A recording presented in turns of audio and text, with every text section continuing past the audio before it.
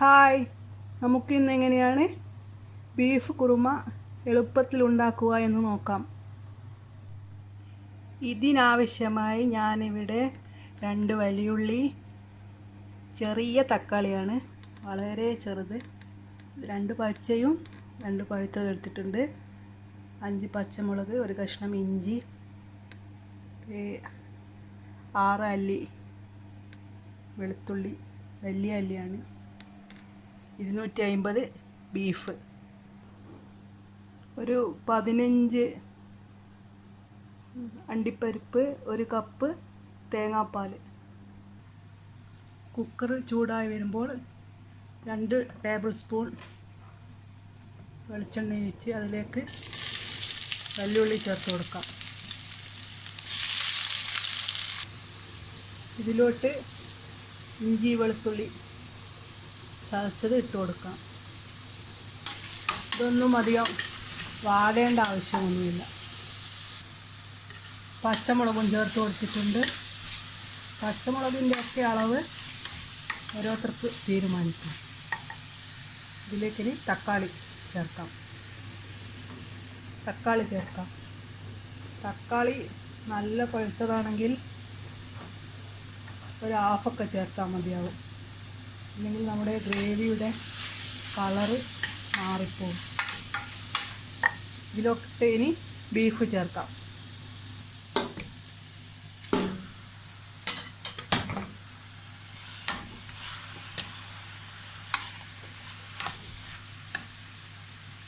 കുരുമുളക് പൊടി ചേർത്ത് കൊടുക്കാം.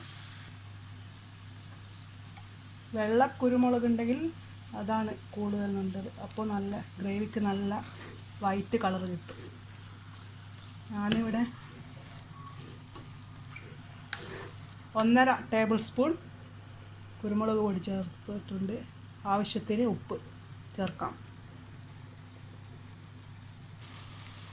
1/2 കപ്പ് വെള്ളം ചേർത്ത് 6 വിസിൽ വരുത്തിക്കാം.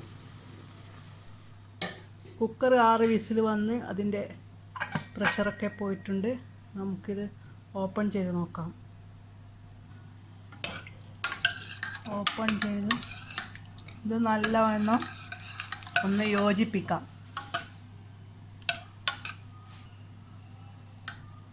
ഇറച്ചി വെന്തിട്ടുണ്ടോ എന്ന് നോക്കാം.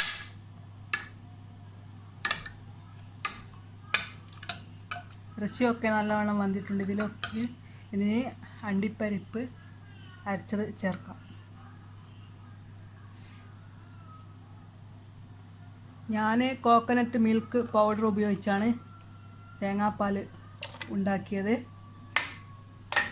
1 കപ്പ് വെള്ളത്തിൽ 3 table spoon coconut milk powder ചേർത്ത് കലക്കി, എന്നിട്ട് അതിലെണ്ണയാണ് അണ്ടിപ്പരിപ്പ് അരച്ചെടുത്തതും.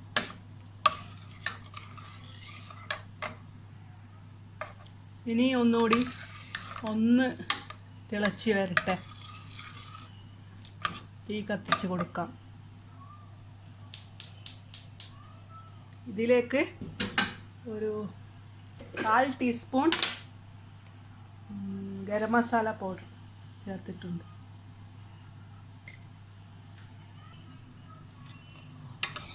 ഉപ്പും എരിവും ഒക്കെ ഇപ്പോൾ പാകപ്പെടുത്താം. എരിവ് ഇനിയും ആവശ്യമാണെങ്കിൽ കുറച്ചുകൂടെ കുരുമുളക് ചേർത്താൽ മതി. ഇതിലോട്ട് കുറച്ച് മല്ലിച്ചപ്പ് ചേർക്കാം.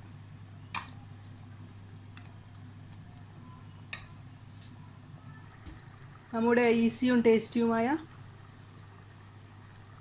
ബീഫ് കുറുമ റെഡി ആയിട്ടുണ്ട്. എല്ലാവരും ട്രൈ ചെയ്ത് നോക്കണം.